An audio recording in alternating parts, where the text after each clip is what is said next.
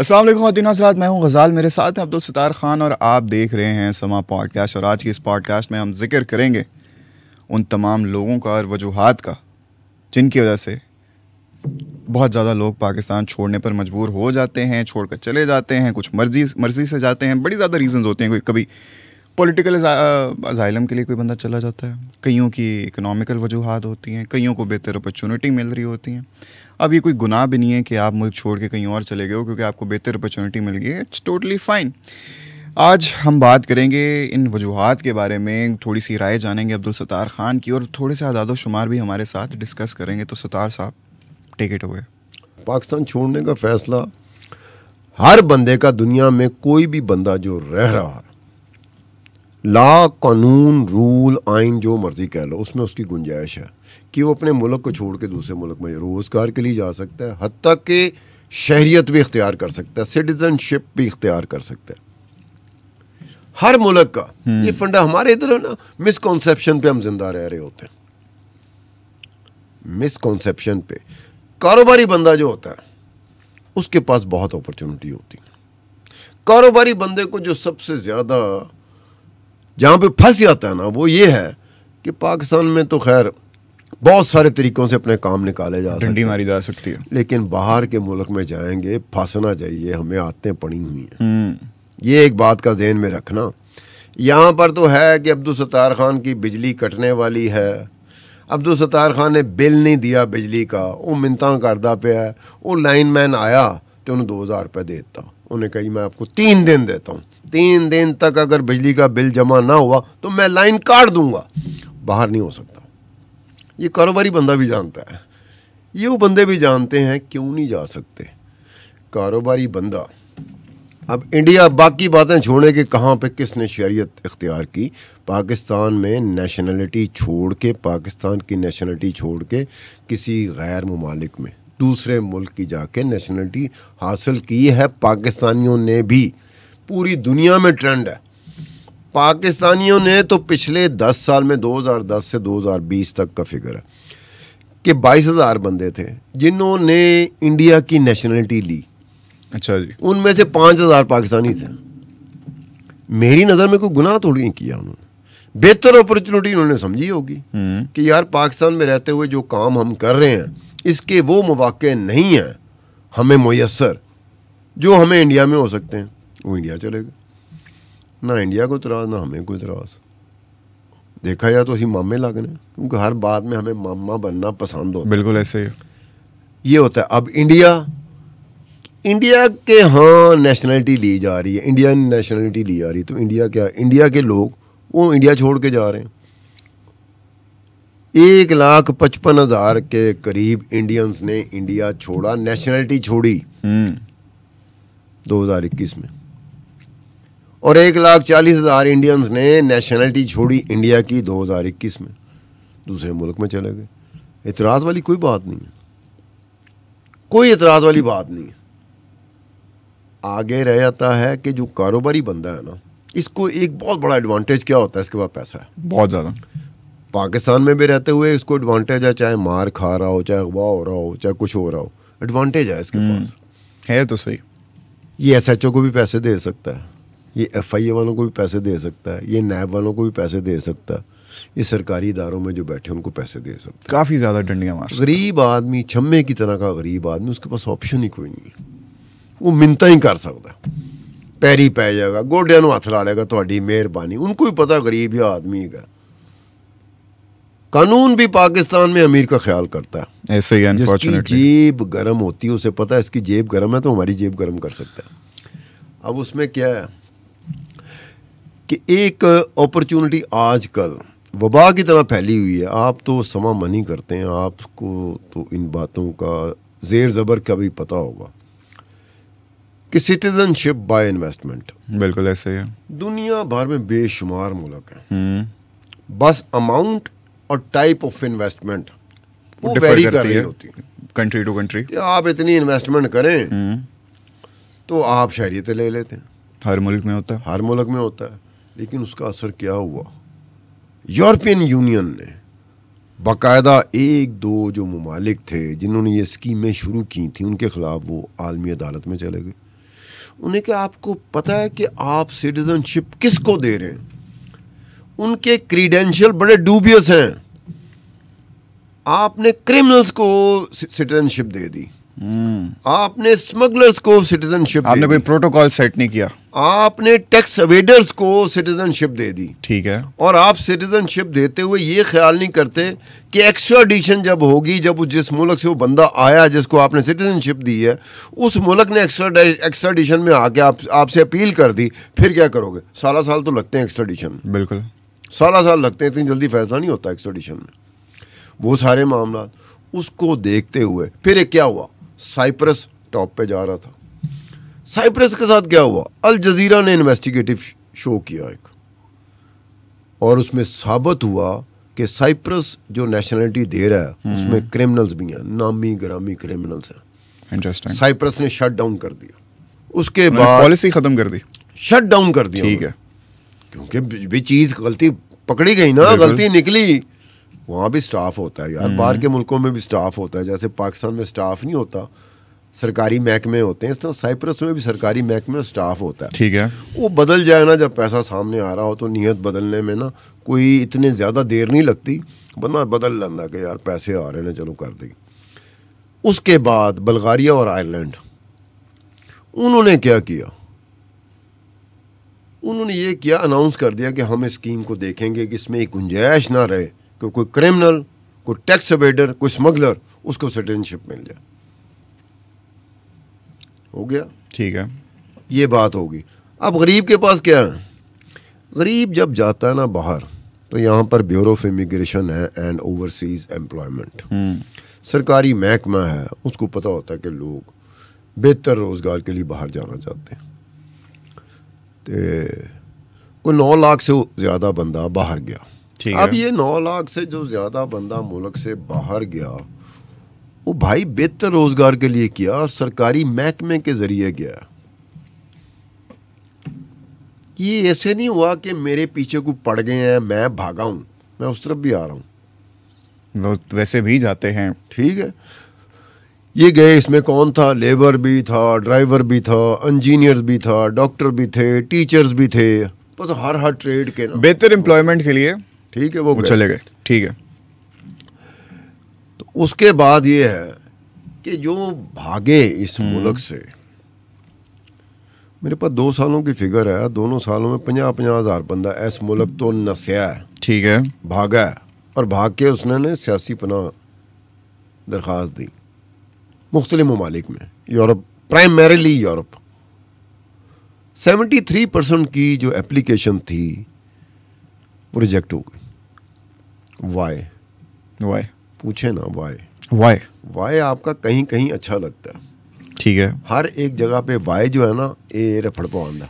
क्यों अब्दुल सत्तार खान आखिर क्यों रिजेक्ट हो गई?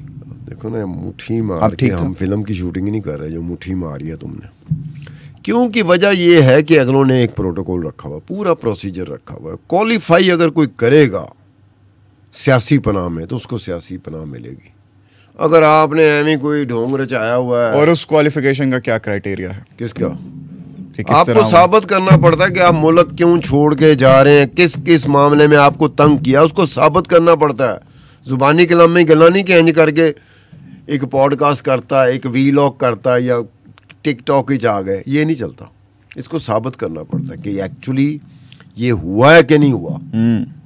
इस साबित किए बगैर आप क्या समझते हैं कि आप जाएंगे सियासी पनाह लेंगे, या मैं जाऊंगा, या साड़ी प्रोफेसर जाएगी तो सियासी पनाह मिल जाएगी? वो एक चीज़ देखते हैं, उसके बाद जाके सियासी पनाह मिलती।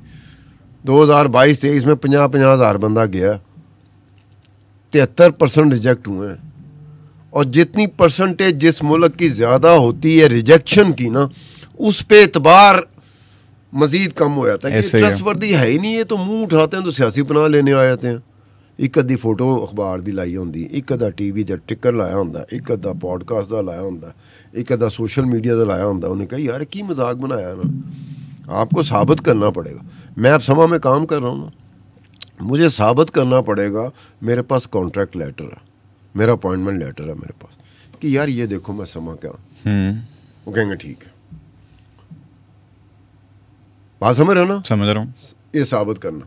उसके अलावा ये एक बात है कि यार पिछले कोई 16 सालों में,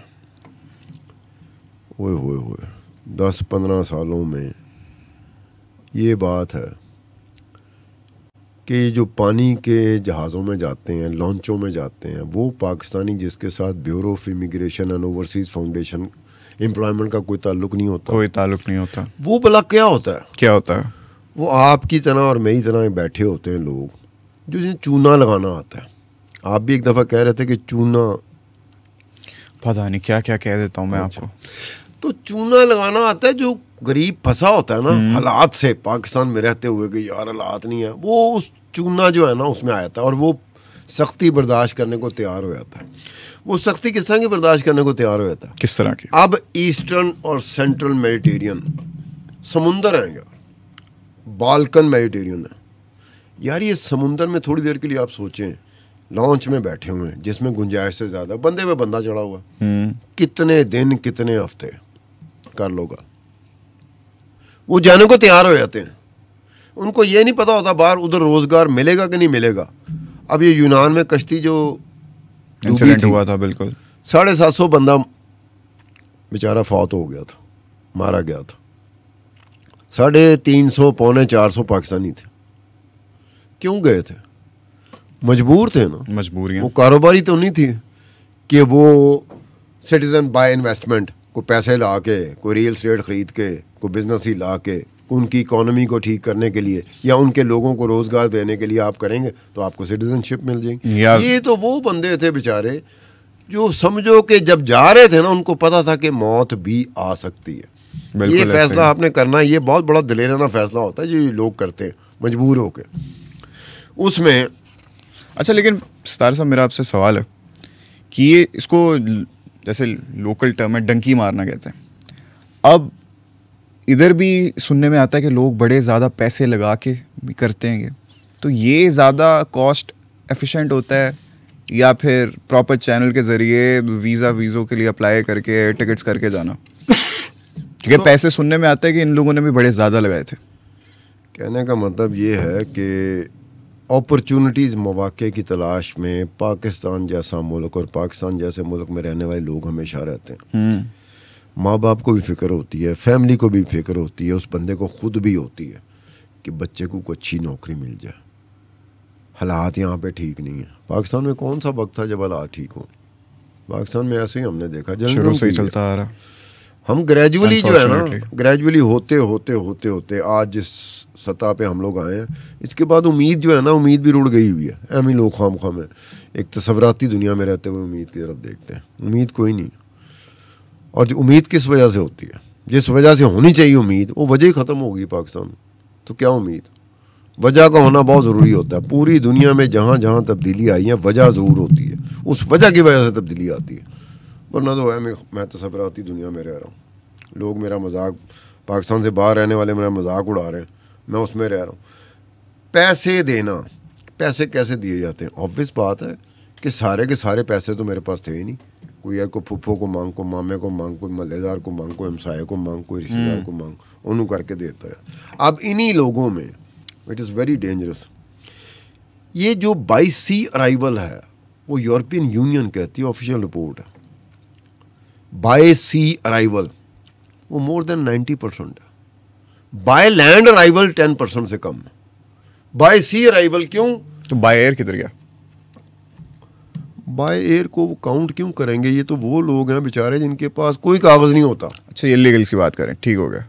ओ भाई, जहाज में जाऊंगा तो मेरे पास सारा कुछ होता है भाई। अगले ठप करके जो पाकिस्तान में जो एम्बेसी है वो मैंने वीजा एवं नहीं लाती, सारी चीज़ें मेरी ठीक होंगी। ओके, डंकी मारने जहाज की टिकट लेता हूँ, ठीक हो गया। फिर उधर जाता हूँ, पाकिस्तानी इमिग्रेशन से भी गुजरता हूँ और बाहर के मुल्क के इमिग्रेशन से भी गुजरता हूँ।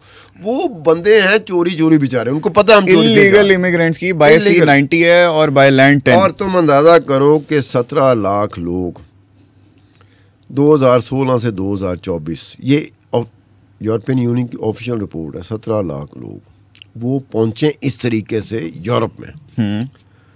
और उनमें से 27,000 डेड या मिसिंग है। 27,000 लोग या मारे जा चुके हैं या मिसिंग है। Big figure. अब ये देखो किस तरीके से वो पहुंचते हैं, कितने दिन उस समुंदर में रहते हैं। समुंदर में जो फिर रहे होते हैं सरकारी, उनको कोस्ट गार्ड कहते हैं, coast guard, marine coast guard, coast guard ज़्यादातर होती हैं। और लब इन्हों रही होंगी है, लेकिन जब वो स्ट्राइक करती है तो स्ट्राइक इस बुरे तरीके से करती है कि कश्ती डूब गई। चलो जिन्होंने बचाना चाहिए सी, जिन्होंने फड़ना चाहिए सी वो फड़े नहीं गए, जिनको बचाना चाहिए था उनको बचा नहीं सके, ओक गए। तो 27,000 डेड और मिसिंग। अब तुम अंदाज़ा लगाओ कि यहाँ पे जो बैठे हुए पाकिस्तान में, डेड की तो समझ आ गई, रोना धोना हो गया, गमज़दा हो गए।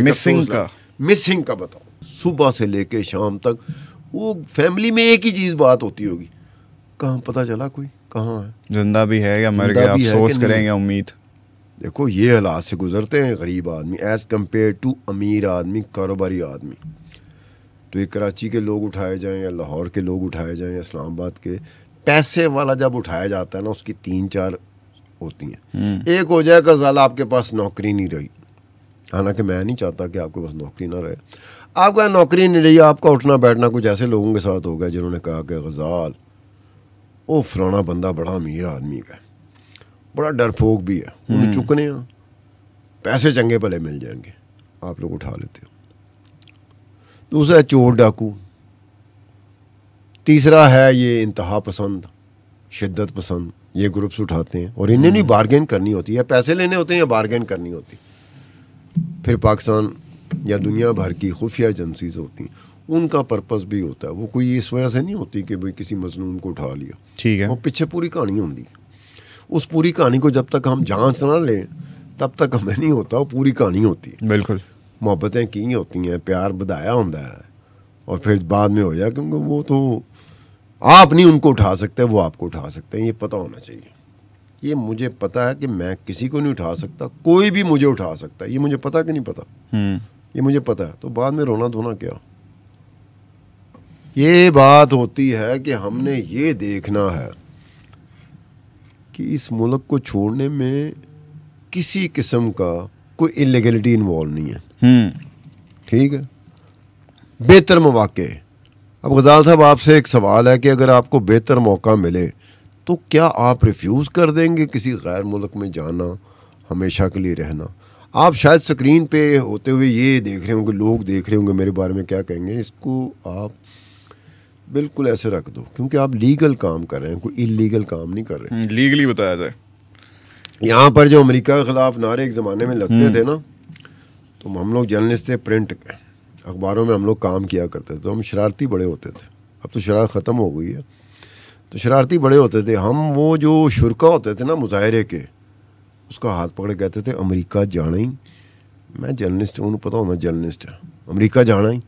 उन्हें कहा हो ये काम तो ख़त्म हो गया, मेरा वीज़ा फड़ाओ, वीज़ा फड़ाओ। अब ये देखो हमारी ये है, बिल्कुल, हम गालदान करने में हम सबसे आगे हम उसमें आगे होते हैं। वीज़ा पकड़ाओ भाई, वीज़ा पकड़ाओ तो एक सेकंड से पहले मैं कहता हूँ कौन सा ऐसा है, बस दूसरे पे एतराज़ होता है, ओ देखो जी खान साहब वो मुल्क छोड़ के चला गया। मैं कहा लीगल तरीके से गया, हाँ इलीगल तरीके से गया होता तो मैं फिर तुम्हारी बात के साथ शामिल हो जाता, लेकिन वो गया ही लीगल तरीके से। अब बताओ किसी के उठाए जाने पर, ये करने पर, एक बात ज़हन में रखनी चाहिए, इसी मुल्क में रहते हुए सब कुछ यहाँ से लिया और फिर ऐसी बात हुई, फिर आप पाकिस्तान के ऊपर एतराज़ करना शुरू कर देते हैं कि इससे बेहतर है पाकिस्तान ना रहे। ये बड़ी अजीब सी बात लगती, बड़ी ज़्यादा। कमाया सारा कुछ तुसी ऐसे मुल्क ही रह के, वो ठीक है बीच में हरमज़दगियाँ भी होंगी, बीच में लोचे भी तले होंगे, लुच जिसे कहते हैं ना, लुच भी तले होंगे, क्योंकि पाकिस्तान में निज़ाम और सिस्टम नहीं है। सब कुछ करने के बाद अचानक आपको याद आता है कि मुल्क छोड़ना है।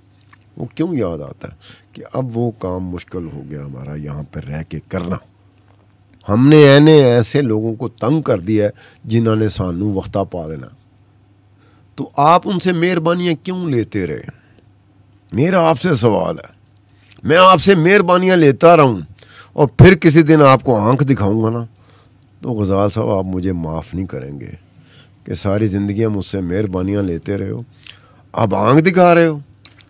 अब आंख तो अभी मुझे ना ज़रा वक्त दिखा रहा है बड़ी देर से कि भाई बस हो गया हमारे पॉडकास्ट का वक्त। अब इससे पहले कि वो कुछ और कर दे, अब हमारे साथ वक्त हमें अनफॉर्चुनेटली इस पॉडकास्ट को यहीं पे ख़त्म करना होगा। सितार साहब, thank you so much for the insightful discussion. आपसे मुलाकात होंगी द नेक्स्ट एपिसोड। तब तक के लिए अपना ख्याल रखिएगा। अल्लाह हाफ़िज़।